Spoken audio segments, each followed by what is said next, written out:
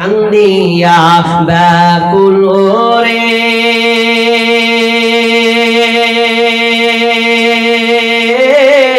হানজালা শহীদ রে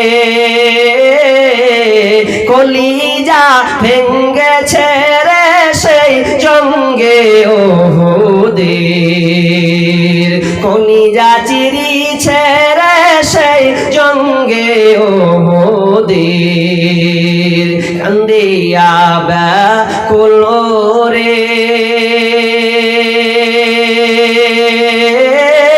হানজালা শহীদ রে কলিজা ভেঙ্গেছে রে সেই জঙ্গে ওহুদের কলিজা চিরিছে রে সেই জঙ্গে ওহুদের নবীর এক সাহাবী ছিলেন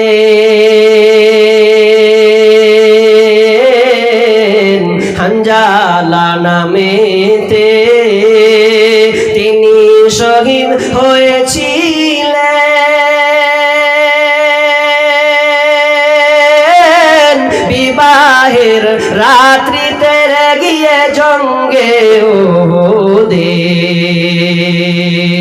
নবীর ডাকে আধার রাতে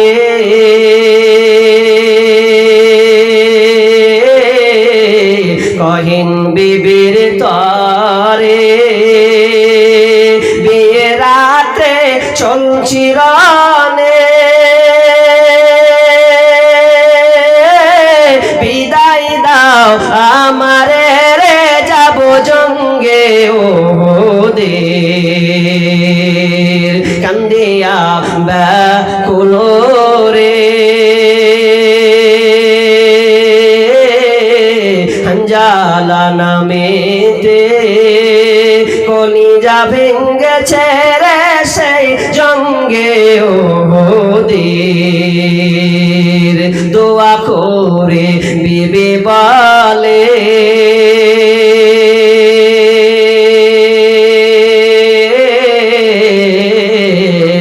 দোয়া করে বিবি বলে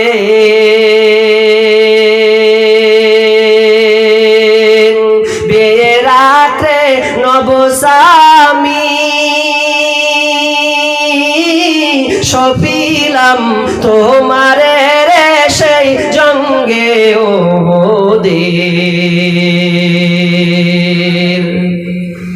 যুদ্ধে গেলেন শহীদ হলে নাপাকের হালাতে শুনে নবীজি বলেন হানজালার গোসল দিতে রে সেই জঙ্গে ওহুদের হঠাৎ নবীজি হঠাৎ গাইবি নবীজি পেলেন শুনিতে হানজালার গোসল হয়েছে রে ফেরেশতাদের হাতে রে সেই জান্নাতের পানিতে কান্দিয়া ব্যাকুল রে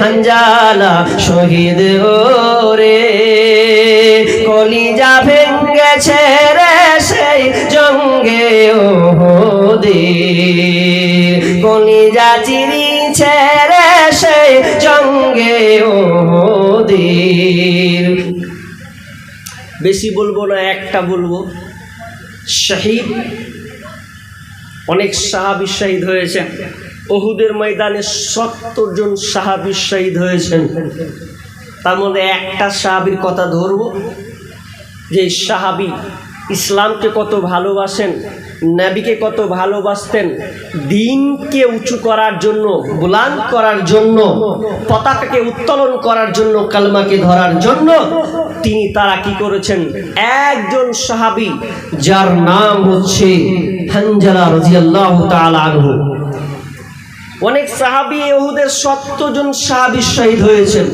তাহলে অনেক সাহাবীর বলতে গেলে সময় লাগবে একটাই সাহাবীর কথা বলি উহুদের যুদ্ধ হবে। উহুদের যুদ্ধ হওয়ার সময় আওয়াজ, চলো চলো চলো, লড়াই করতে হবে কাফিরদের সাথে, দুশমনদের সাথে লড়াই করতে হবে। ইসলামকে মিটিয়ে দেওয়ার জন্য তারা আমাদের উপরে আক্রমণ করার চেষ্টা করছে, চলো জিহাদে যাই। সবাই ধরল জিহাদ যাওয়ার জন্য। এবার কিন্তু হানজালা রাদিয়াল্লাহু তাআলা আনহু রাজি হচ্ছেন যাওয়ার জন্য। আল্লাহ রাসূল জানেন যে হানজালার আজকে বিবাহ হয়েছে, আর আজকে তার আপনার কিনা বাসর রাত, আজকে তার ফুলসজ্জার রাত, স্বামী স্ত্রী একটা ঘরে নির্জনে থাকবে, আর আজকে ও যুদ্ধ যাবে, এটা হবে না। তো আল্লাহ রাসূল বললেন, এ হানজালা যাও, তোমাকে যুদ্ধে যেতে হবে না, তুমি বাড়ি যাও, তোমার জন্য যুদ্ধ আজকে প্রয়োজন নেই, আমরা বাকিগণ যাব। তুমি আজকে বিয়ে করেছো, তোমার স্ত্রীর হক আছে, ওর হকটা তুমি আগে আদায় করে দাও। বাড়ি চলে গেলেন। বাড়ি যাওয়ার পর আল্লাহ রাসূল সাহাবী সহ তারা যুদ্ধে বেরিয়ে গেছেন আপনার উহুদের প্রান্তরে। মদিনা থেকে একটু দূরে উহুদের ময়দান, ওখানে যুদ্ধ চলছে। হঠাৎ যেন একটা আওয়াজ ভেসে আসলো। তিনি আওয়াজ পেলেন আল্লাহ রাসূল আর পৃথিবীতে নাই, দুনিয়া ছেড়ে চলে গেছে। আল্লাহ রাসূলকে তারা হত্যা করেছে, মেরে ফেলেছে। এই কথাটা বলতে বলতে আসছে গো। আর এমন সময় রাত 12টা 1টা বাজে, কিংবা রাত হবে, এইরকম রাত হতে গিয়ে হানজালার কানে ঢুকেছে কি, যে আল্লাহ রাসূল আর পৃথিবীতে আর নাই। হানজালার মন টিকলো না, তিনি বাড়ি থেকে প্রস্তুত হওয়ার তৈয়ারি শুরু করলেন, আমি এখন আর বাড়িতে থাকবো না, কানে রাত বাসর রাত হবে, স্বামী স্ত্রী মিলন হবে। এমন সময় তিনি আওয়াজ পেলেন যে নবী আর বেঁচে নাই। হানজালার বেচইন ঢুকে গেছে, নবী যদি না থাকে তো আমি কি করে বাঁচি, আমি এখন থাকবো না। তলোয়ার খানটা ধরে আমি বেরিয়ে পড়লাম, নবী আমার নাই, আমি এটা মানতে পারবো না। এবার স্ত্রী বলছে, স্বামী গো, তুমি তো এখন নাপাক অবস্থায় আছো, তুমি কি করে এই মুহূর্তে যাবে? হানজালা বলছেন, বিবি আমাকে তুমি বাধা দিও না, আমি এখন আবার গোসল করে কি করব? আমার নবী তো বেঁচে নাই, যেই নবী নাই আমি কেমন করে টিকতে পারি বলো? এ করে তিনি থাকতে না পেরে তলোয়ার খানটা নিয়ে তিনি যুদ্ধের ময়দানে ছুটলেন। ছুটতে এক পর্যায়ে তিনি শহীদ হয়ে গেলেন, তিনি দুনিয়া ছেড়ে চলে গেলেন। আবার এই খবর পাওয়ার পর তিনি এবার কতজন নবী মরেনি, খবর পেলেন নবী জীবিত আছে, 70 জন সাহাবী শহীদ হলেন। আল্লাহ রাসূল বললেন, ও আমার সাহাবীরা, 70 জন সাহাবীকে তোমরা দাফন দাও, এদের কোনো গোসল হবে না, এদের বিনা গোসলে এদের জানাজা দাফন কাফন হবে। এমন সময় একজন মহিলা এসে বলছেন, ইয়া রাসূলুল্লাহ, আপনি একজনকে গোসল করাবেন, বাকিকে আপনি গোসল না করান, কিন্তু একজনের গোসল হবে, যার নাম হচ্ছে হানজালা। কেন গো? যে নবী কানে শুনেছে নবী নাই, ফরজ গোসল তার ফরজ হয়ে গেছে, ওটা সে করে না করে, নিজেকে কন্ট্রোল না করতে পেরে, থাকতে না পেরে, এই ফুলসজ্জা বাসর রাত ছেড়ে দিয়ে সে তলোয়ার খানা নিয়ে উহুদের ময়দানে শহীদ হয়ে গেছে। এবার তো ধরতে লাগলো লাশ কোথায় পাওয়া যাবে, হানজালার লাশ কোথায়, একে কোথায় খুঁজে পাওয়া যাবে? এমন সময় আওয়াজ এলো, ইয়া রাসূলুল্লাহ, ও দয়ার নবী গো, হানজালার গোসল দিতে হবে না, ওই হানজালার জান্নাতে গোসল হয়েছে, ফেরেশতারা গোসল করেছেন। একজন সাহাবী ঘোড়ার জন্য লাশকে খুঁজতে লাগলেন, খুঁজতে এক পর্যায়ে দেখলেন সত্যি হানজালার শরীর দিকে টপ টপ করে পানি ঝরছে। এই জন্য আমার আল্লাহ বলছেন, খবরদার, তোমরা ওই শহীদকে, যারা শহীদ হয়েছে দিনের জন্য লড়াই করেছে, ওয়ালা তাকুলু লিমান ইউকতালু ফি সাবিলিল্লাহি আমওয়াত বাল আহইয়াউ ওয়ালাকিন লা তাশউরুন, খবরদার ওদেরকে তোমরা মৃত্যু বলবে না, ওরা জীবিত আছে, কিন্তু ওটা তোমরা বুঝবে না। তাহলে শহীদ দিনের জন্য তারা কত কত সাহাবী কত শহীদ হয়েছেন।